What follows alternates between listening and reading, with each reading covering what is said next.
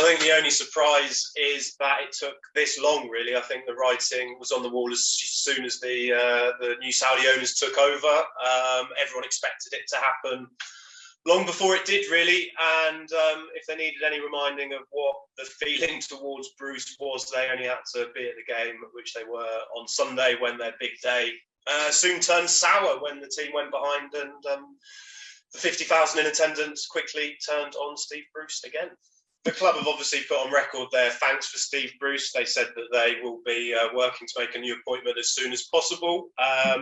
Steve Bruce himself on the club website sort of thanked everybody for what he'd done, but then he came out, he's released a new interview immediately after he was sacked, was basically describing how difficult it's been, hearing what's been said about him, being called a tactically inept cabbage head was the standout quote for that one, yeah.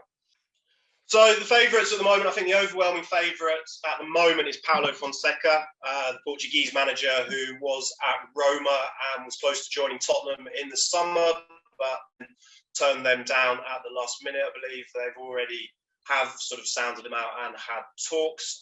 You've then got Lucien Favre, the Swiss coach, who's previously been at Borussia Dortmund and Nice and Borussia Mönchengladbach, an experienced 62-year-old.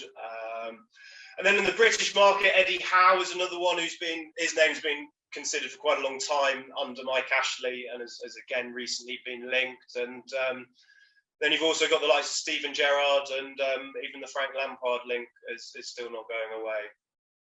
The difficulty is what is the calibre of player they're going to sign if between now and January they're still stranded. If things get even worse before they get better, are they going to be able to buy the calibre of player they want?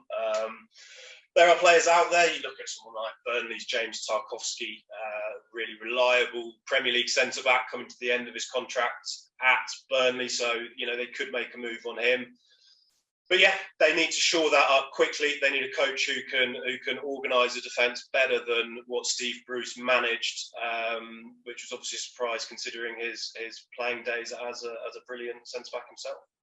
On a personal level, I think it's been really tough for him for a long time. Even these last few weeks, he's been expecting the sack. He's been wanting the sack, let's be honest. But he's stuck in there while everything's going on around him. But no, I think questions a lot of Newcastle fans are asking, is Steve Bruce the worst manager in their history? I mean, if you look at just the league position, probably not. But the divisiveness, the toxicity that engulfed the club with him there, I think you'll struggle to find one Newcastle fan who's not pretty ecstatic this morning.